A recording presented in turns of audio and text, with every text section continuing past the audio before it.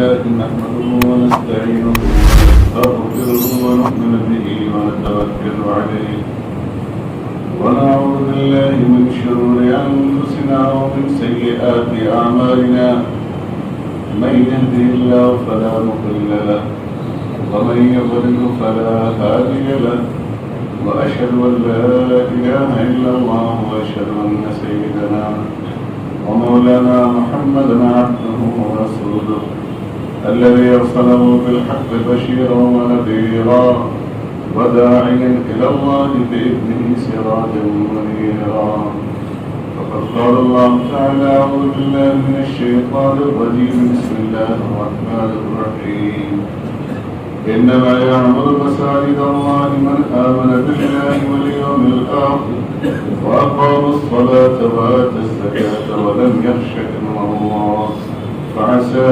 أولئك أن يكونوا من المهتدين.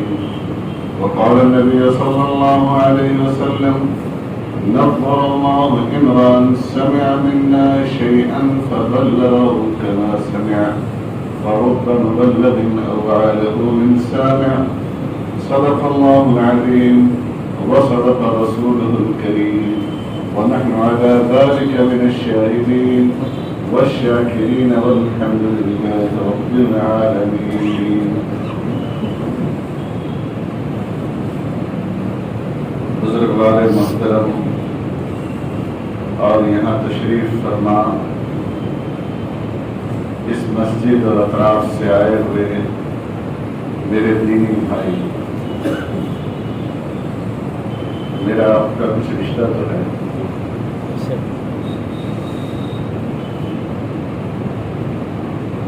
ورنہ رشتہ نہیں ہوتا تو کئی ہزار کلومیٹر ایک دور افتادہ گاؤں میں ایک غیر معروف گھرانے کا ایک دیہاتی کا بیٹا سورت جیسے شہر میں آپ کے بیچ نہ ہو.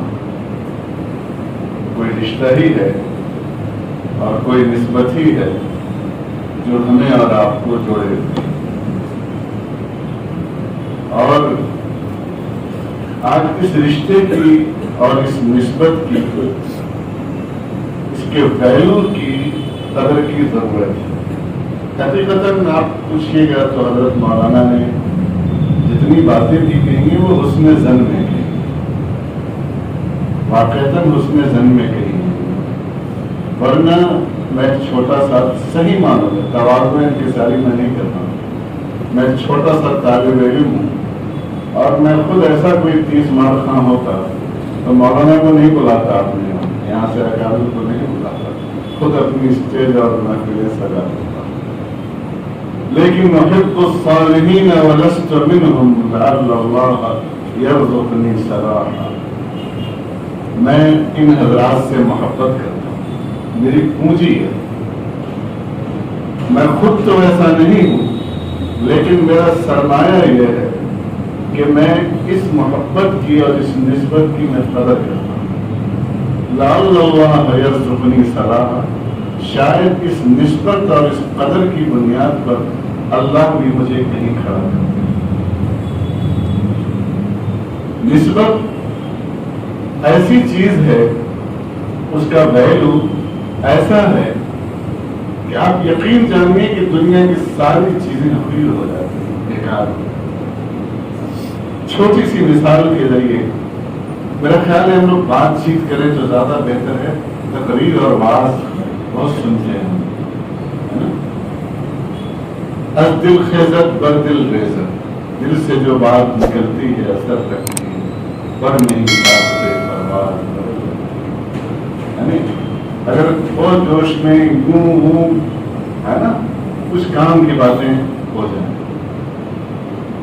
آپ دیکھیے اگر امریکہ کی کے صدر کو فرسٹ مین کہا جاتا ہے، ان کی خاتون کو فرسٹ لیڈی کہا جاتا ہے، اور اگر ان کا جوتا سورت کے کسی میوزیم میں رکھا جائے اور کسی مسلمان سے کہا جائے نعوذ باللہ کہ چلیے ذرا سا امریکی صدر کا جوتا وہاں پڑا ہوا ہے، اس کی زیارت کر لیجیے گا اور ذرا سا چوم بھی لیجیے گا، جس کے سینے میں ادنا سا ایمان ہوگا اور لا الہ الا اللہ محمد رسول اللہ کی تھوڑی سی بھی چنگاری ہوگی تو اس کے قدم اس طرف نہیں اٹھیں گے، وہ چھوڑ لیا رہتا اور اس بدبخت شیطان اول کے جوتے کو میں چومنے کروں۔ لیکن مجھے بتاؤ، ایمانداری سے بتاؤ، وہ شخص جس کی شکل و شباہت بھی عام لوگوں جیسی نہیں ہے، وہ کالا کروٹا، فزیکل اسٹرکچر بھی اس کا بہت بلند نہیں ہے، دبلا پتلا ہے، عالی نسب بھی نہیں ہے، وہ حبشی، اس کا خاندانی بیک گراؤنڈ بھی نہیں ہے، اس کے پاس ریاست سرداری نہیں ہے، اس کے پاس مال و اسباب نہیں ہے، اس کے پاس طاقت نہیں ہے، ثروت نہیں ہے، کچھ بھی نہیں ہے،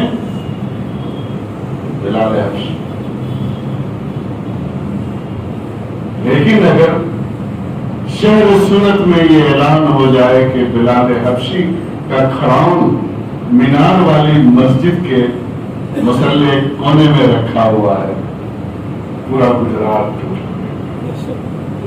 یہ نسبت کی خبر ہے، یہ نسبت وہ فرسٹ مین کا جوتا ہے، تھوکنے کے بھی لائق نہیں۔ یہ کالے کلوٹی حبشی کا ایک کھڑاؤن ہے جو قابل استعمال بھی نہیں ہے، لیکن اس کی نسبت اتنی عالی ہے اور اتنی بلند ہے کہ اس نسبت کی وجہ سے یہی نسبت ہم کو اور آپ کو جوڑتی ہے، پوری دنیا کے مسلمانوں کو جوڑتی ہے۔ ورنہ کیا رشتہ ہے میرا اور کیا رشتہ ہے آپ کا؟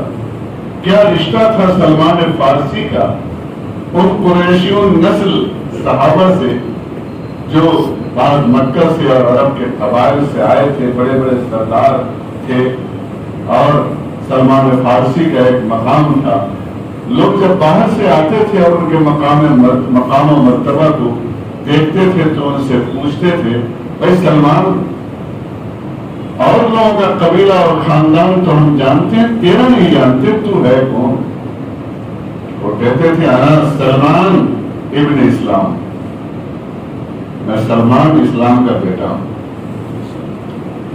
یہ ویلو نسبت کا، یہ ویلو، یہ عظمت اگر دل میں جاگزین ہو جائے عزیزوں اور بزرگوں، تو یقین جانو کہ تھوڑی سی چیز کایا پلٹنے کے لیے تیار ہو جائے۔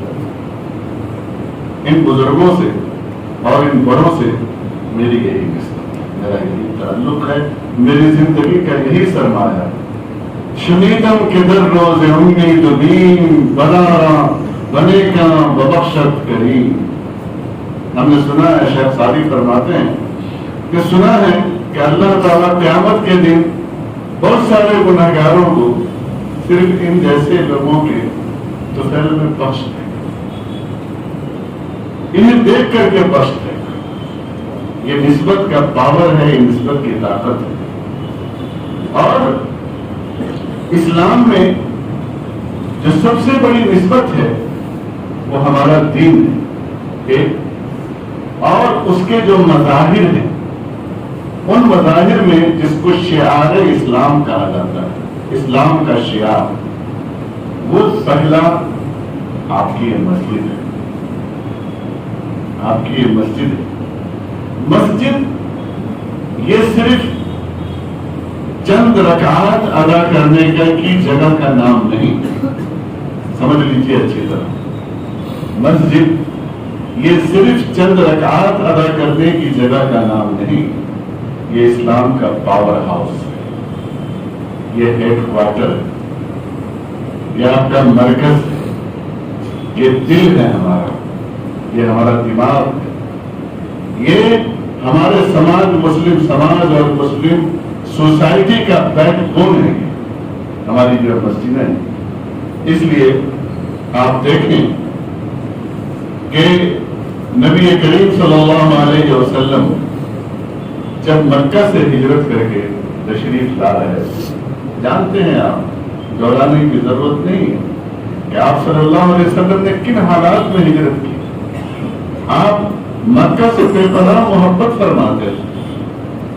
وطن سے محبت فطری بات ہے. آپ سورت کے ہیں, آپ کو اپنے وطن سے محبت ہوتی. آپ واشنگٹن ڈی سی اور لندن بھی چلے جائیں, پیرس چلے جائیں, لیکن آپ کو سورت کی گلیوں کی یاد آئے.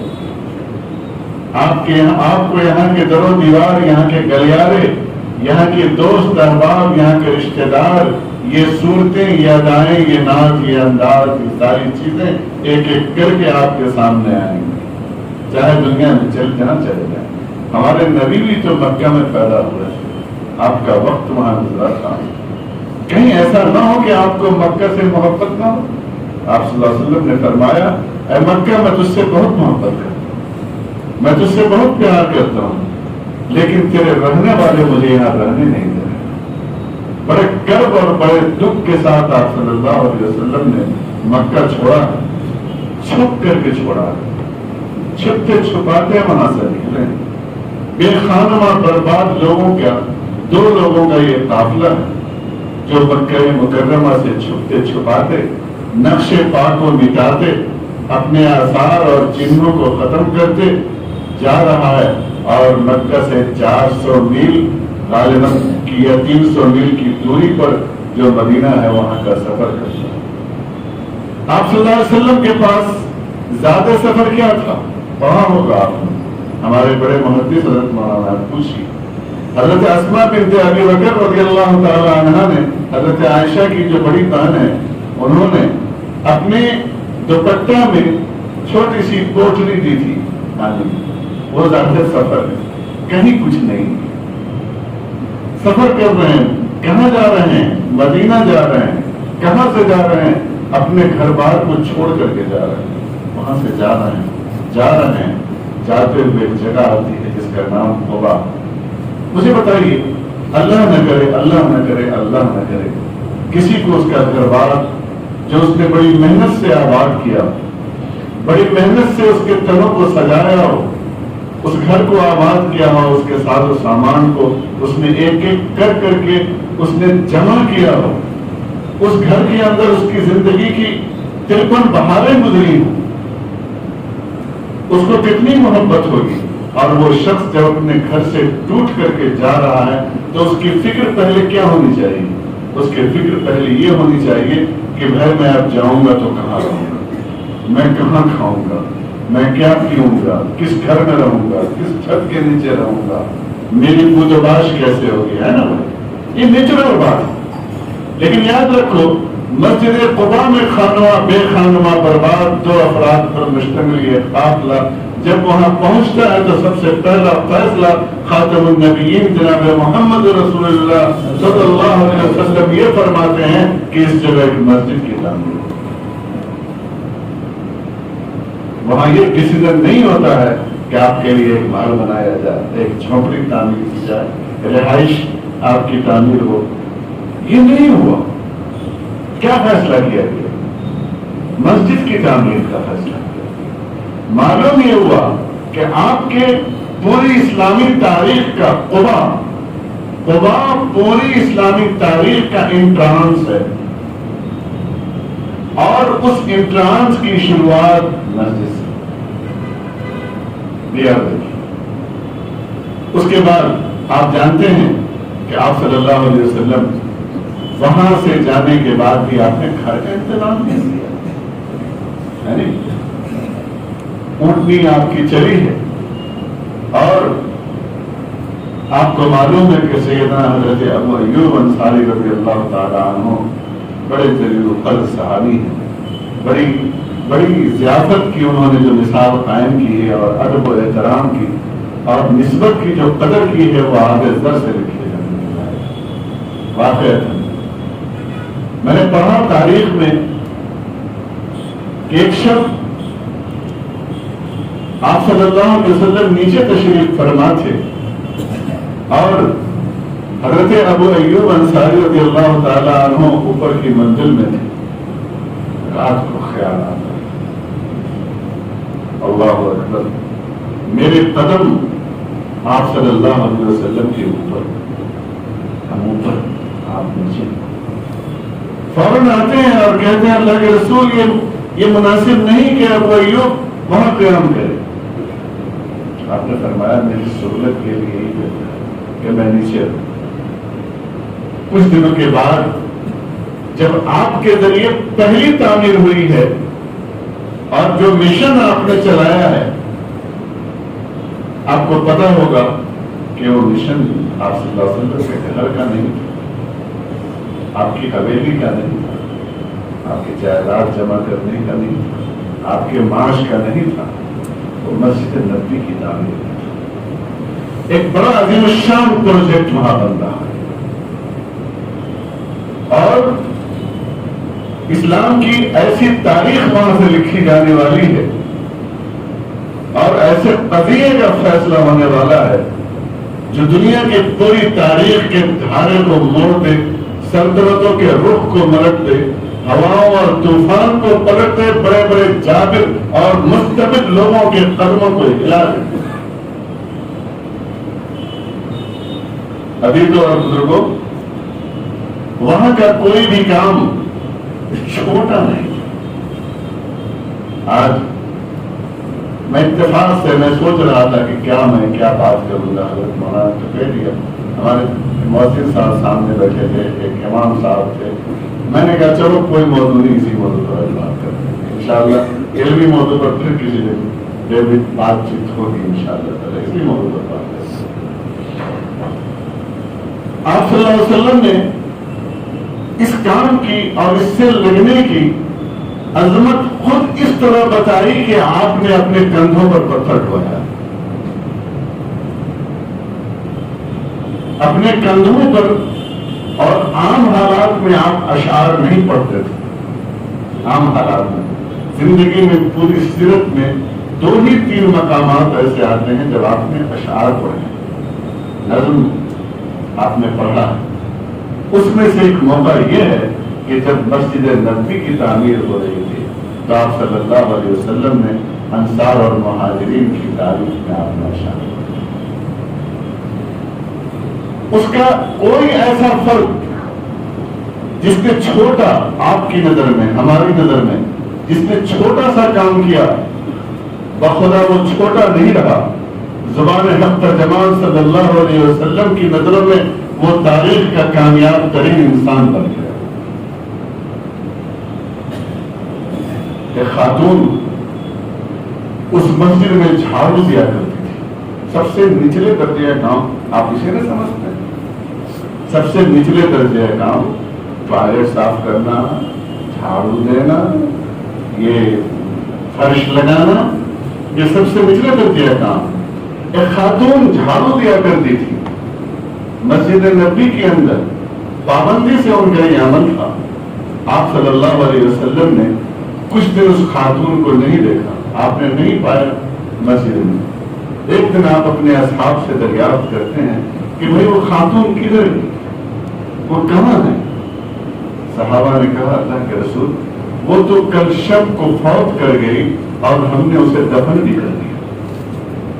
آپ نے افسوس کا اظہار کیا. آپ نے کہا کہ تم نے مجھے بتایا کیوں نہیں، میں اس کے جنازے میں حاضر ہوتا.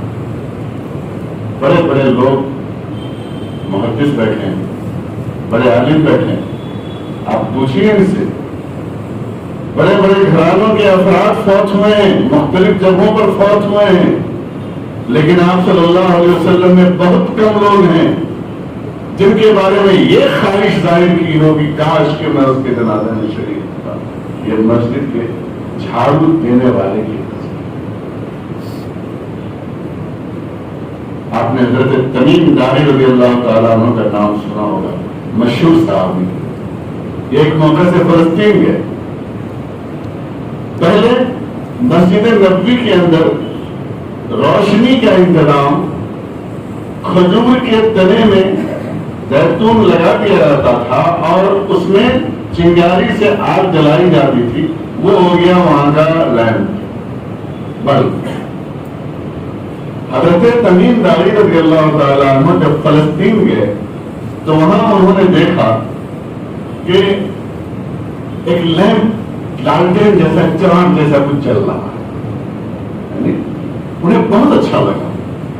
اس کاز سے میں چھوٹی سی مثال دے رہا ہوں صرف اس لیے، مدینہ منورہ سے فلسطین کا فاصلہ کئی سو کلومیٹر کا فاصلہ ہے، یعنی ایک ممکن ہے کہ تجارتی سفر پہ گئے ہوں قافلے کے ساتھ یا کہیں کسی اور مقصد سے گئے ہوں، مسجد نبوی کے لیے ان کا سفر نہیں تھا، لیکن جب انہوں نے ایک چیز دیکھی تو فوراً ان کے جی میں آیا کہ یہ چراغ تو مسجد نبوی کی زینت بنے گا۔ چنانچہ انہوں نے اپنے ایک غلام کو جس کا نام غالباً افلا تھا اسے دیا اور کہا کہ لے جاؤ اسے مسجد نبوی میں چلاؤ۔ آپ صلی اللہ علیہ وسلم نے پوچھا بھائی اس چراغ کو کس نے جلایا؟ کہا کہ افلا نے، بڑا اسے تم نے جلایا تھا؟ ہاں۔ آپ نے کہا آج سے تیرا نام سرباز ہے، بہت زیادہ روشنیاں کرنے والا۔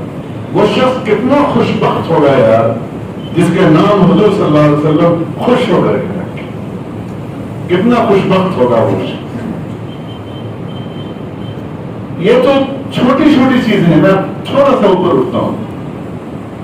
آج اس سے متصل ایک عمل ہے اذان دینے کا۔ بڑے افسوس کی بات یہ ہے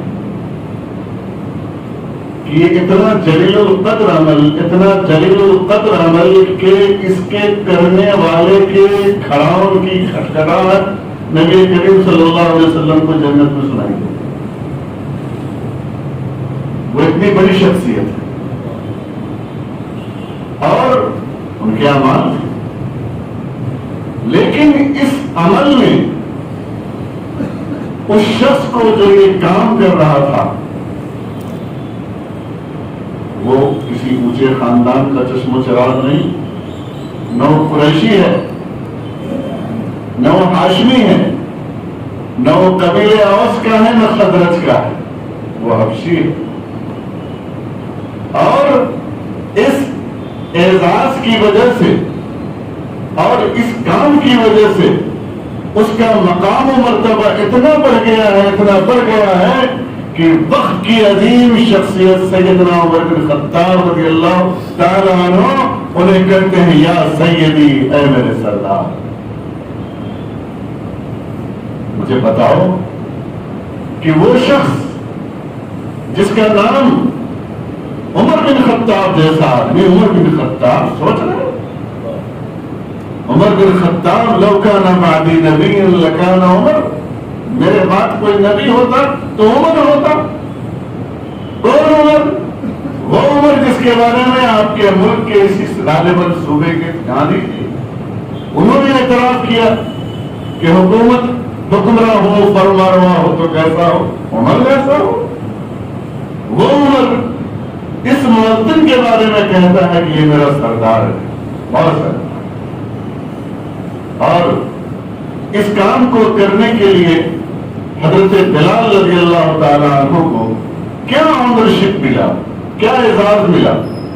دربار رسول صلی اللہ علیہ وسلم کے مقرب ترین صحابیوں میں آپ شمار ہوتے ہیں، بڑے صحابہ میں آپ کا شمار ہوتا ہے۔ کسی کی ہمت نہیں ہوتی تھی کہ کاشانہ نبوت کے اندر حاضر ہو جائے۔ یہ بلال حبشی ہے کہ جب اذان ہو جاتی تھی تو وہ جاتے تھے اور کہتے تھے الصلاۃ جامعۃ یا رسول اللہ، یا رسول اللہ۔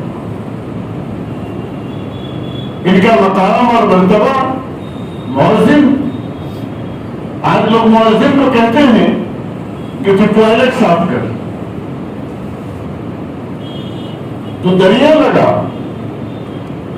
ذرا غور سے دیکھ، یہ مؤذن وہی کام کر رہا ہے جو ابو منظورہ کرتے تھے، جو بلال حبشی کرتے تھے۔ بلال حبشی کا کیا اعزاز تھا اور تیرے مؤذن کا کیا اعزاز؟ آپ صلی اللہ علیہ وسلم کا جب وصال ہوتا ہے تو حضرت بلال کہتے ہیں کہ میں جس کے لیے اذان دیتا تھا، جس کے لیے الصلاۃ جامعۃ یا رسول اللہ کہتا تھا، وہ شخصیت پردہ فرما گئی۔ اب میں مدینے میں قیام نہیں کروں، میں نہیں ٹھہروں۔ چنانچہ انہوں نے وہاں سے ہجرت کی نیت کر لی اور سوچ لیا کہ اب جہاد میں ہماری زندگی باقی۔ سیدنا حضرت ابوبکر صدیق رضی اللہ تعالیٰ عنہ کی خدمت میں پہنچے اور عرض کیا کہ امیر المومنین اب مجھے چھوڑ دیجیے، میں اس خدمت سے سبکدوش ہوتا ہوں، میں جس کے لیے آرام دیتا تھا وہ نہیں رہا، میں اب جاتا ہوں۔ ہم ہوتے تو کہتے جاؤ، تم کون سے میرے سگے لگتے ہو، کون سے میرے رشتے دار ہو، کون سا تم انڈسٹریلسٹ ہے، پیسے والا ہے، سردار ہے۔ لیکن حضرت ابوبکر اس مؤذن کے مقام اور مرتبے کو پہچانتے تھے۔ حضرت ابوبکر نے فرمایا بلال، اس پیرانہ سالی میں اور بڑھاپے میں تم مجھے چھوڑ کر جا رہے ہو؟ حضرت ابوبکر رضی اللہ تعالیٰ عنہ کا ایک جملہ حضرت بلال حبشی رضی اللہ تعالیٰ عنہ کے سینے میں گڑ گیا خنجر کی طرح، اور آپ نے جانے کے ارادے کو موقوف فرمایا۔ حضرت ابوبکر کا وصال ہوا۔ حضرت ابوبکر کے وصال کے بعد پھر آپ نے ارادہ کیا، اور غالباً حضرت عمر کے زمانے میں ہی انہوں نے شام کا سفر کیا۔ دیکھیے مؤذن اس مسجد سے اور اس کے کام کرنے والے کا مقام اور مرتبہ، اس کی نسبت اسلام میں کیا ہے۔ یہ شام چلے جاتے ہیں اور جہاد کی مشن میں لگ جاتے ہیں اور صحابہ کے ساتھ وقت گزر رہا ہے۔ ایک دن حضرت بلال حبشی رضی اللہ تعالیٰ عنہ سوئے ہوئے ہیں اور خواب میں جناب نبی کریم صلی اللہ علیہ وسلم کی زیارت ہوتی ہے۔ آپ صلی اللہ علیہ وسلم کو خواب میں دیکھتے ہیں، آپ فرماتے ہیں کہ بلال تمہیں ہماری یاد نہیں آتی؟ بلال ہم تمہیں یاد نہیں آتے ہیں؟ حضرت بلال رضی اللہ تعالیٰ عنہ وہ عاشق ذات، مسجد نبوی کا وہ خادم، فوراً اٹھ کھڑا ہوتا ہے اور بغیر کسی تیاری کے، بغیر کسی کو اطلاع دیے ہوئے، یہ محبت ہے، یہ عشق ہے، یہ نسبت کی قدر ہے کہ ایک ایسا خواب جو چند لمحوں کا ہے وہ ان کے پیاس کو اور ان کے عشق کو فضول تر کر دیتا ہے۔ حضرت بلال اٹھتے ہیں اور گھوڑے پر سوار ہوتے ہیں اور چل کھڑے ہوتے ہیں۔ شام سے مدینے کی دوری کتنی ہے؟ کئی 100 کلومیٹر۔ صرف ہمارے جو ضروریات سے فارغ ہوتے ہیں اور سفر کرتے ہیں، کہیں تقاضا ہوتا ہے رکتے ہیں، پھر اس کے بعد سفر کرتے ہیں۔ یہ عاشق دار کئی دن اسی طریقے سے گھوڑے کی ننگی پیٹھ پر بیٹھ کر جب مدینہ الرسول حاضر ہوتا ہے اور دور سے ہی مسجد نبوی کا نظارہ کرتا ہے، آنکھوں سے اشک جاری ہو جاتا ہے۔ جب مسجد نبوی کے اندر یہ عاشق دار پہنچتا ہے تو آپ صلی اللہ علیہ وسلم کے روضہ اطہر سے لپٹ کر رونا شروع کرتا ہے، یا رسول اللہ صلوات والسلام علیہ۔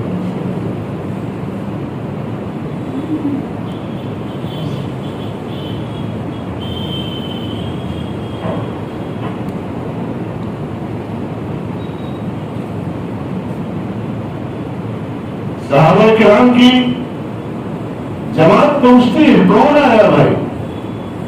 ایک کالے کروڑے کو کون دیکھنے آتا ہے؟ لیکن مدینہ امٹ پڑا، مدینہ امٹ پڑتا ہے وہاں پر اس کروڑے کو دیکھنے کے لیے۔ اور جب نماز کا وقت آتا ہے تو لوگ کہتے ہیں کہ بلال ایک بار وہ آزان، بلال ایک بار وہ آزان۔ حضرت بلال کہتے ہیں کہ اب نہیں، اب نہیں۔ صحابہ سمجھ جاتے ہیں کہ اذان کیسے دیں گے۔ حضرت حسن اور حضرت حسین کو بلایا جاتا ہے اور ان سے درخواست کی جاتی ہے کہ آپ کہیں ان سے کہ مسجد نبوی میں یہ اذان دے. چنانچہ حضرت حسن اور حضرت حسین کی اس خواہش کو حضرت بلال رضی اللہ تعالیٰ عنہ رد نہیں فرماتے. اور جب حضرت بلال اذان دینے کے لیے کھڑے ہوتے ہیں، جب ہی کہتے ہیں اللہ اکبر، وہ آواز جب مدینے کی گلیوں میں گونجتی ہے، عورتوں کے کانوں تک پہنچتی ہے، مدینے کے آپ کو باپردہ خواتین تک وہ آواز پہنچتی ہے، تو مدینے کا منظر تبدیل ہو جاتا ہے. گھروں سے عورتیں نکل پڑتی ہیں، مرد نکل پڑتے ہیں، اور جب وہ عاشق ذات اشہد ان محمد رسول اللہ کہتا ہے، بتاؤ اس کی حالت کیا ہوئی ہو. صحابہ کے بہت زیادہ اصرار کے بعد بھی حضرت بلال حبشی رضی اللہ تعالیٰ عنہ اب وہاں قیام نہیں فرماتے ہیں، پھر شام چلے جاتے ہیں نہیں آپ کی ہوتا. یہ اذان دینے والے کے مقام ہے. عزیز اور بزرگوں، اس کے ساتھ ہمارا سلوک کیسا ہے، اس کی تنخواہ کتنی ہے. اور تھوڑا سا ایک اسٹیپ آگے آئیے. امام صاحب، امام جو حافظ قرآن ہوتا ہے، جو عالم دین ہوتا ہے، جو سنت رسول اللہ کا محافظ ہوتا ہے، جو کتاب و سنت کا محافظ ہوتا ہے، جو آپ کے اور اللہ کے درمیان آپ کا وکیل ہوتا ہے، آپ کا سولیسیٹر ہوتا ہے، آپ کا نمائندہ ہوتا ہے، اس امام اور اس منصب کے لیے اس کا آنرشپ ہمارے اور آپ کے دلوں میں کتنا ہے. ایسا نہیں ہے کہ فخر و مباحات، اعزاز و اکرام کی باتیں پرانے زمانے میں نہیں تھی، اس زمانے میں بھی تھی. اس زمانے میں ہی بدماش لوگ ہوا کرتے، لیکن اسلام نے ہر چیز کے انداز کو اور مزاج کو تبدیل کر کے عزیز اور پیمانہ تبدیل کر دیا ہر چیز کا. لوگ اس زمانے میں بھی دولت پر فخر کیا کرتے تھے، جانوروں کی کثرت کے اوپر فخر کیا کرتے تھے، بیویوں کی کثرت پر فخر کیا کرتے تھے، اپنی شجاعت اور بہادری کے اوپر فخر کیا کرتے تھے، اپنی ملک گیری کے اوپر فخر کیا کرتے تھے، خاندان کے اوپر فخر کیا کرتے تھے، اپنی ریاست کے اوپر فخر کیا کرتے، شعر و سخن پر فخر کیا کرتے تھے، اپنی ناموری اور اپنی شہرت کے اوپر فخر مباحات اس زمانے میں بھی تھا، لیکن پیمانہ تبدیل ہو گیا، انداز بدل گئے. فخر تب بھی ہوتا تھا، لیکن فخر کرنے کا انداز اور پیمانہ بدل گیا. یہی چیز آپ میں اور ہم میں آنی. آپ دیکھیں، مدینے میں دو قبائل آباد تھے، ایک اوس اور ایک خزرج. آپ نے سنا ہوگا ان دونوں قبیلوں میں برساں برس تک جنگ تھی، ایک دوسرے سے لڑے پھرے، قتل کیا، اس نے اس کو مارا، اس نے اس کو مارا. لیکن جب اسلام آیا تو اللہ تعالیٰ نے اسلام کی اور آپ صلی اللہ علیہ وسلم کی قدوم میمون کی برکت سے ان دونوں قبائل کو شیر و شکر کر دیا. لیکن پھر بھی زمانے جاہلیت کی کچھ چیزیں باقی رہ گئی، لیکن انداز بدل گیا، طریقے تبدیل ہو گئے. ایک دن دونوں قبیلوں کے بیچ میں زبانی بھیڑنت ہو گئی، مقابلہ. ایک قبیلے کا آدمی کہتا ہے کہ دیکھو میرا قبیلہ افضل ہے، میرا قبیلہ افضل ہے، اور میرے قبیلے کی فضیلت کی بنیاد یہ ہے کہ میرے قبیلے میں ایسا صحابی رسول ہے حضرت خزیمہ بن ثابت رضی اللہ تعالیٰ عنہ، حضرت سے تصدیق کر لیجیے گا کہ نبی کریم صلی اللہ علیہ وسلم نے اس ایک صحابی کی گواہی کو دو گواہی کے برابر قرار دیا.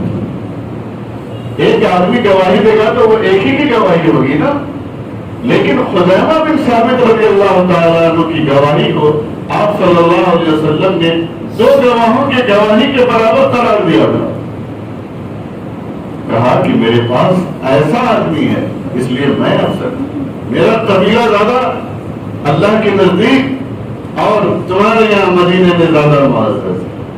پھر ایک صاحب اٹھتے ہیں اور وہ کہتے ہیں کہ اور سنو، ہم معزز کیوں ہیں؟ ہم معزز اس لیے ہیں کہ میرے قبیلے میں سعد بن معاذ ہے۔ سعد بن معاذ یہ کون ہے؟ اهتز له عرش الرحمن، ان کی موت پر خداوند قدوس کا عرش ہل گیا تھا، عرش ہل گیا تھا خدا کا۔ ایسا صاحب یہ جلیل ہے میرے قبیلے میں، کیوں فخر نہ کریں؟ ہم نے فضیلت کی اور بھی وجہ ہیں۔ کیا وجہ ہے؟ حنظلہ بن عامر ہے ہمارے قبیلے میں، یہ وہ شخص ہے جن کو فرشتوں نے غسل دیا تھا۔ ہے تمہارے قبیلے میں کوئی؟ دیکھیے دونوں قبیلوں میں مباحثہ ہو رہا ہے، ڈائلاگ کا انداز دیکھیے، کن چیزوں پہ بحث ہو رہی ہے، فخر و مباحثات کی کس بات پر، کس چیز کو معیار اور کس چیز کو اسٹینڈرڈ بنایا جا رہا ہے۔ یہاں نہ دولت کی بات ہے، نہ ثروت کی بات ہے، نہ ریاست کی بات ہے، نہ سرداری کی بات ہے، نہ خاندانی قوت کی بات ہے، نہ شیر و سخن کی بات ہے، نہ ناموری کی بات ہے، نہ شہرت کی بات ہے۔ یہاں کس چیز کی بات ہے دیکھیے۔ اور دوسرے قبیلے کا بھی جواب ذرا سن لو میرے۔ دوسرا قبیلہ کہتا ہے کہ تم نے اپنی تو سن لی، ذرا میری بھی تو سن۔ ہم آپ سے کم نہیں ہیں، ہم آپ سے زیادہ معزز ہیں۔ کیوں ہیں بھائی معزز؟ بھائی ہم اس لیے زیادہ معزز ہیں کہ ہمارے قبیلے میں معاذ ابن جبل ہیں، ہمارے قبیلے میں زید ابن ثابت ہیں، ہمارے قبیلے میں ابی ابن کعب ہیں، اور یہ سب کے سب حافظ قرآن ہیں۔ ابی ابن کعب آپ صلی اللہ علیہ وسلم کے پسندیدہ قاری، اقرأہم ابی ابن کعب، آپ نے تصدیق فرمائی ہے۔ حضرت عمر رضی اللہ تعالیٰ عنہ نے کو امامت کا منصب عطا فرمایا ہے اپنے عزم ترابی کے لیے۔ یہ امامت کا منصب، یہ مؤذن کا منصب، یہ مسجدوں کے آباد کرنے کا منصب اور اس سے جوڑنے کا مقصد۔ اب آئیے تھوڑا سا اور آگے بڑھیے۔ مسجد صرف کسی کام کے لیے نہیں تھا، مسجد کا ایک کام جو کار نبوت ہے وہ بھی وہاں انجام کیا جاتا تھا۔ لقد من اللہ علی المؤمنین اذ بعث فیہم رسولا منہم یتلو علیہم آیاتہ ویزکیہم ویعلمہم الکتاب والحکمہ وإن كانوا من قبل لفی ضلال مبین۔ تلاوت آیات، تعلیم کتاب، تزکیہ نفس، حکمت کی باتیں، یہ سب نبی کے کام تھے، اور یہ سارے کے سارے کام مسجد نبوی کے اندر انجام دیے جاتے تھے۔ عزیز اور آج جو کام دعوت کا کام ہمارے ساتھی مسجدوں میں کر رہے ہیں، بہت سارے لوگ پوچھتے ہیں اس کی اصل کہاں؟ اس کی اصل کہاں؟ اس کی اصل ہمارے نبی کریم صلی اللہ علیہ وسلم کی ذات میں کہاں ہے؟ آپ صلی اللہ علیہ وسلم کی ذات میں دعوت کا کام آپ نے کیا، آپ نے سکھایا۔ مسجد میں تعلیم کہاں ہے؟ میں جب گجرات آیا ہوں اور جب میں نے یہاں کی کارگزاری سنی، میں نے ساتھیوں سے خود اس مسجد کے بارے میں سنا کہ یہاں ماشاءاللہ حفظ قرآن کا سلسلہ جاری ہے۔ کئی مساجد کے بارے میں سنا کہ وہ مسجدیں آباد ہیں، تو مجھے بڑا رشک آیا۔ مجھے واقعتاً خوشی کے ساتھ ساتھ میں خود کو بونا محسوس کر رہا ہوں، بہت چھوٹا اپنے آپ کو محسوس کر رہا ہوں کہ کاش کہ ہم اپنے ملک میں یہ نظام جاری اور ساری کیے رہتے جو آج آپ کے یہاں۔ نبی کریم صلی اللہ علیہ وسلم کی ذات مبارکہ سے جاری ہونے والے فیض کا یہ ایک حصہ ہے کہ مساجد تلاوت قرآن سے، تعلیم قرآن سے آباد ہو، دعوت اللہ سے آباد ہو، تفسیری اس سے آباد ہو، قرآن کی تفسیر سے آباد ہو۔ عزیز اور بزرگوں، جب آپ مساجد نبوی کے معمولات کے اوپر آپ غور کریں گے تو جہاں ایک طرف آپ یہ پائیں گے کہ مسجد دارالقضا تھی، سپریم کورٹ آف سلطنت اسلامیہ، اسلامی اسٹیٹ، یہ سپریم کورٹ بھی ہے، یہ آپ کا ہیڈ کوارٹر بھی ہے، یہ آپ کا ڈیفینس بھی ہے، اور اس کے ساتھ ساتھ یہ پارٹ ہے انسان کے جسم کے اندر، جس کے بارے میں جناب نبی کریم صلی اللہ علیہ وسلم نے فرمایا الا ان فی الجسد لمضغہ اذا صلحت صلح الجسد كله واذا فسدت فسد الجسد كله الا وهي القلب۔ انسان کے جسم میں ایک ٹکڑا ہے، پورا جسم اگر وہ ٹکڑا بگڑ جائے تو پورا جسم بگڑ جاتا ہے، وہ ٹکڑا صحیح رہے تو پورا جسم ٹھیک۔ اسی ٹکڑے کی بنیاد پر آخرت میں انسان کی فلاح اور کامیابی کا مدار ہے۔ یوم لا ينفع مال ولا بنون الا من اتى الله بقلب سلیم۔ یہی قلب سلیم، اللہ تعالیٰ نے 7 قسمیں کھائی، ایک دو نہیں، 7 قسمیں، 7 قسمیں۔ والشمس وضحاها والقمر اذا تلاها والنهار اذا جلاها والليل اذا يغشاها والسماء وما بناها والارض وما طحاها ونفس وما سواها۔ اتنی قسمیں کھانے کے بعد کہتے ہیں قد افلح من زکاها۔ یہ معمولی بات نہیں ہے، یہ اس تزکیے کا کام بھی یہاں ہوتا ہے۔ یہ انسان کا جو ایک سپریم پارٹ ہے جہاں سے وہ انسان بنتا ہے یا بگڑتا ہے، اس کا نام تزکیہ ہے، اس کا نام تزکیہ ہے۔ اس کا تعلق بھی اسی سے ہے، مسجد سے ہے، اسی کا تعلق مدرسے سے ہے، اور اس کے ڈاکٹر یہ ہمارے ڈاکٹر صاحب نہیں ہیں، اس کے ڈاکٹر یہ ڈاکٹر صاحب۔ جب آپ کو فزیکلی کچھ معاملہ پڑ جائے، آپ کا نام مطلب صابر، ڈاکٹر صابر صاحب کے پاس پہنچیے، میرے بھی دانت میں مسئلہ ہے، ڈاکٹر صابر کے پاس پہنچیے۔ لیکن جب دل کا مسئلہ ہے تو ڈاکٹر خلیل دیوا کے پاس آپ پہنچا۔ جی یہ یاد رکھیے، یہ وہ ڈاکٹرز ہیں جنہیں آج ان کی اہمیت لوگوں کی نظروں میں نہیں دکھ رہی ہیں، اس لیے نہیں دکھ رہی ہے کہ آپ کو یہ نعمتیں میسر ہیں، یہ شخصیات آپ کو میسر ہیں۔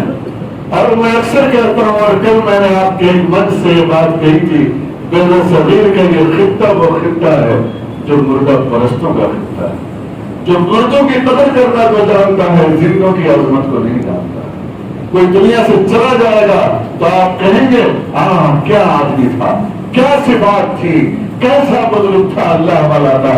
ارے اللہ کے بندے تجھ پر پھٹکار ہو، جب وہ زندہ تھا تو تم کو نظر نہیں آتا تھا، یہ صفات نہیں دکھتی تھی۔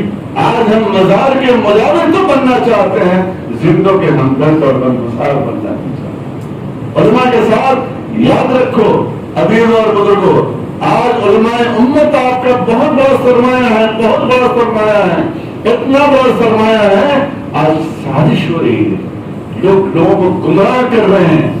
یقین جانو، آپ تو کم سے کم ایسے ملک میں ہو جہاں آپ کے پاس ریسورس ہیں، آپ کے پاس ادارے ہیں، چاروں طرف ان ملکوں کا حال دیکھو، ہمارے یہاں دیکھو جہاں نہ ہماری کوئی سلطنت نہ کبھی تھی نہ ہے، نہ کوئی ریاست تھی نہ آج ہے، لیکن اس کے باوجود یہ داڑھی ٹوپی وہاں بھی نظر آئے گی، یہ مسجدیں آباد وہاں بھی نظر آئیں گی، وہاں بھی دکھائی دیں گی۔ کیوں؟ آخر یہی علماء کرتے ہیں۔ مولانا خلیل دیوا کیا ہی جیسے لوگ یہ نہ سمجھو کہ نہیں بیٹھے، یہ دیتا لیے بیٹھے ہیں اپنی آستینوں میں۔ یاد رکھو کہ اگر قلب کے ڈاکٹر کے پاس نہیں گئے اور ان سے اپنا رابطہ نہیں رکھا تو یقین جانو کہ آپ کا قلب بھی بیمار پڑ جائے گا۔ اور میں اس بات سے آپ کو ڈرا رہا ہوں، میں آپ کو خائف کر رہا ہوں کہ خدا نہ خواستہ آپ کے دلوں میں ائمہ، معتدین، حفاظ، علماء، مفسرین، محدثین، وہ افراد جو اس دین کے بوجھ کو، اس کی امانت کو اپنے کندھوں پر اٹھا کے چل رہے ہیں، ان کے سلسلے میں آپ کے دل میں کوئی بدگمانی پیدا ہو۔ حاشا وکلا، اگر اس طرح کی کوئی بات آتی ہے اسے اپنے دل سے کھرچ کر کے پھینک دیجیے۔ حضرت مولانا رشید احمد گنگوہی رحمۃ اللہ علیہ فرمایا کرتے تھے کہ وہ شخص جو علماء کے تعلق سے اپنے دل میں نفرت رکھتا ہے اور قدرت رکھتا ہے، ایسا شخص جب مرتا ہے تو مرنے کے بعد اللہ تبارک تعالیٰ اپنی قدرت کاملہ سے سزا کے طور پر قبر کے اندر اس کے چہرے کو قبلے سے پھیر دیتا ہے۔ اور یہی نہیں، اتنا ہی نہیں، انہوں نے کہا اور قلندرہ ہر شمی گوین تیدمی گوین، یہ قلندر حضرات جو کہتے ہیں اس کی کوئی نہ کوئی وجہ ہوتی ہے۔ انہوں نے فرمایا کہ جس بدبخت کو میری اس بات پر یقین نہیں ہو وہ ایسے شخص کی قبر کو کھودے اور کھود کر کے دیکھے کہ اس شخص کا چہرہ قبلے سے پھرا ہوا ہے یا نہیں۔ فقیر نفس تھے حضرت مولانا رشید احمد گنگوئی رحمۃ اللہ علیہ۔ آج بہت ہی آسانی کے ساتھ، بہت ہی ایزی طور پر فلانا مولانا، فلانا عالم، فلانا حافظ، اللہ کے بندے میں آپ کو ایک بات کہوں، تعظیم اور تکریم تو ویسے بھی، تعظیم اور تکریم جسے کہتے ہیں ویسے بھی تو ایک مسلمان کا مسلمان ہوتا ہے، ایک مسلمان چھوڑتے غیر مسلم کا حیثیت بلغت کرنا بنی آدم، ہم نے بنی آدم کو احساس بخشا ہے، معزز بنایا ہے۔ اللہ تعالیٰ نے اس انسان کو بہت ہی یعنی کہ ایسی خلقت بنایا ہے، ایسی مخلوق بنایا ہے جو دنیا میں سب سے محترم ہے، سب سے عظیم ہے، اس جیسی کوئی تخلیق نہیں ہے۔ لقد خلقنا الانسان فی احسن تقویم، ہم نے اس کو بہترین اسٹرکچر میں پیدا کیا ہے، ایسا اسٹرکچر کہ آپ مجھے بتاؤ کوئی بھی آدمی اپنی ناک کو چاہو گے کہ پہاڑ جیسا ہو جائے؟ نہیں چاہو گے۔ سمندر جیسا ہو جائے؟ آنکھ کو چاہو گے کہ وہ ایسی ہو جائے، پیڑ جیسا ہو جائے؟